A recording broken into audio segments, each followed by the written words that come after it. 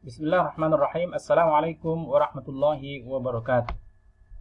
Pada video kali ini, saya akan mengajak kita semua untuk melanglang buana ke dunia perbid'ahan serta melihat menelusuri ulama-ulama yang ada di dalamnya, yang suka memberikan satu hukum bid'ah kepada satu permasalahan. Akan saya kutip dari kitab Mafhumul Bid'ah wa Atharuhu fi Ittirabil Fatawa wal Mu'asirah, Dirasatan Ta'siliyah Tatbiqiyah. Pemahaman bid'ah dan efeknya dalam kerancauan fatwa modern, ya, yang dikarang oleh Dr.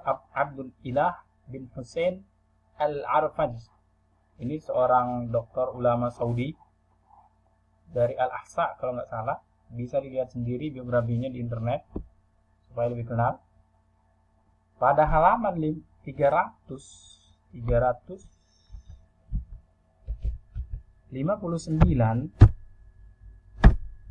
beliau membuat tabel seperti ini.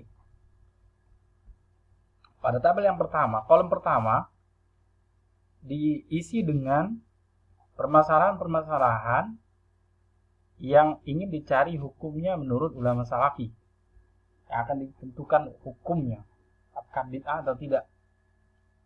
Pada kolom kedua, di sini ada judul bid'ah atau tidak ada dasarnya atau harus dihindari, dan ulama-ulama yang berpendapat dengan pendapat ini. Artinya menghukumi masalah yang ada pada kolom pertama. Dalam kolom yang kedua ini mereka mengatakan itu bid'ah atau tidak ada dasarnya dan harus dihindari. Sementara pada kolom yang ketiga ini berisi ulama-ulama yang membolehkan masalah yang dibid'ahkan oleh ulama-ulama yang ada pada kolom kedua ini. Oke. Kita lihat masalah pertama, contohnya majalisul aza, majelis takziah yang diadakan di rumah mayat, baik itu ngumpul-ngumpul makan dan lain-lain sebagainya, mungkin termasuk tahlilan, baca Quran, Yasin dan segala macam. Itu menurut ulama terkemuka dari kaum salafi, Ibnu Utsaimin, siapa yang nggak kenal nih, Saleh Al-Fauzan dan Imam Albani, Syekh Albani yang dibangga-banggakan, itu mengatakan bid'ah dan tidak ada dasarnya dari Nabi, harus dihindari. Sementara di sisi lain, masih ulama mereka juga bin Baz, Ibnu Jibrin atau Jebroin atau siapa namanya ini. Bisa, kalau kurang kenal dengan nama-nama ini, boleh di searching di internet, pasti akan nongol ya, dengan segala kealimannya yang ditulis oleh mereka. Itu bin Baz mengatakan masyru', disyariatkan, artinya majelis takziah itu disyariatkan dan boleh, kan? Nah, di sini aja pada masalah takziahnya antara Ibnu Utsaimin Fauzan, kelompoknya Ibnu Utsaimin Fauzan Al-Albani dengan kelompoknya bin Baz dan Ibnu Jibrin, itu sudah cakar-cakaran. Satu mengatakan bid'ah, satu mengatakan boleh, disyariatkan. Antara syariat dengan bid'ah itu udah sangat bertentangan sekali. Bid'ah intinya neraka kan, kita pahami dari ajaran mereka itu. Kalau bid'ah ya dolalah, sesat, neraka begini gitu. Kalau sementara menurut ulama bin Baz dan Ibnu Jibrin itu mengatakan masyru' berarti itu bagian dari syariat Islam yang kalau dikerjakan ya tentunya tidak akan masuk neraka, dapat pahala begitu. Masalah yang kedua kita lihat nih, asya'ul walidain atau asya'ul walidain. Ini saya lihat di internet, maknanya adalah sedekah. Kalau al-asya itu makan malam, barangkali ini sedekah dengan makanan ya. Karena di pertanyaan yang saya lihat dia telusuri di internet itu menanyakan tentang hukum ini terhadap salah satu ulama salafi juga, itu dicontohkan memberi makan kepada para pekerja, para fuqara, masakin, orang fakir, orang miskin, dan pahalanya diniatkan untuk kedua orang tua yang sudah meninggal. Nah, itu permasalahannya. Menurut Ibnu Utsaimin, ulama besar yang tadi di atas juga disebutkan, itu bid'ah, dolalah, itu sesat, bukan bagian dari agama. Tapi kalau menurut bin Baz dan Ibnu Jibrin bin Shalih Al-Fauzan masyru' disyariatkan. Ya, disyariatkan katanya. Nah, kalau ingin memperakurat tentang fatwa-fatwa mereka ini boleh cari lagi di internet sendiri. Kalau salah, ini dikumpulkan oleh seorang doktor Abdul Ilah bin Husain Al-Arfaj.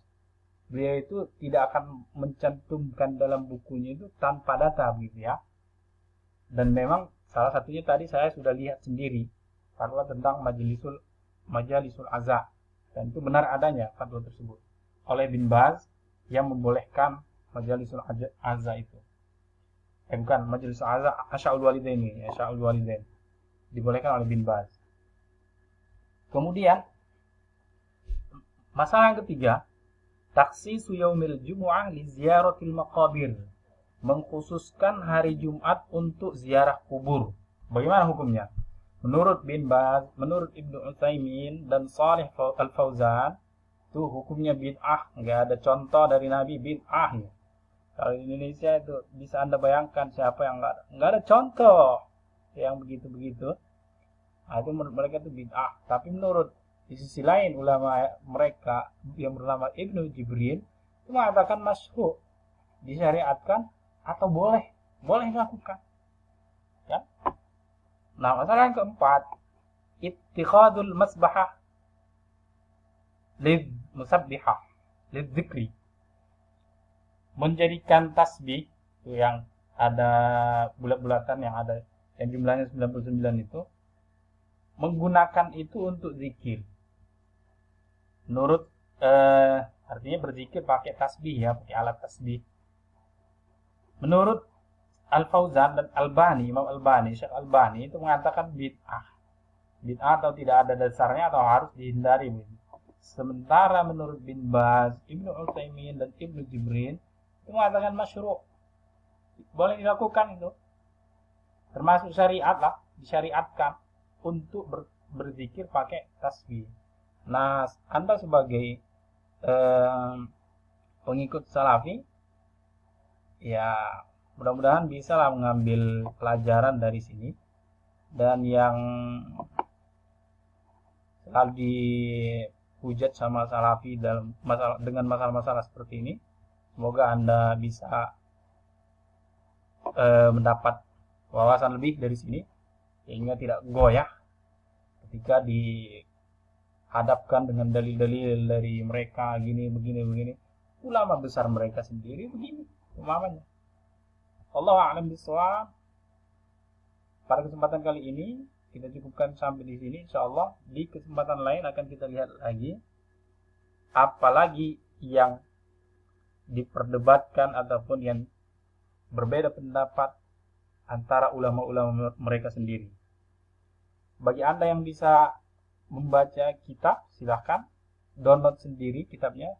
Tadi namanya sudah disebutkan, Mafhumul Bid'ah, karya Dr. Abdul Ilah Al-Arfaj, dan bisa Anda lihat pada halaman 359. Wabillahi taufiq wal hidayah wal afu minkum. Wassalamualaikum warahmatullahi wabarakatuh.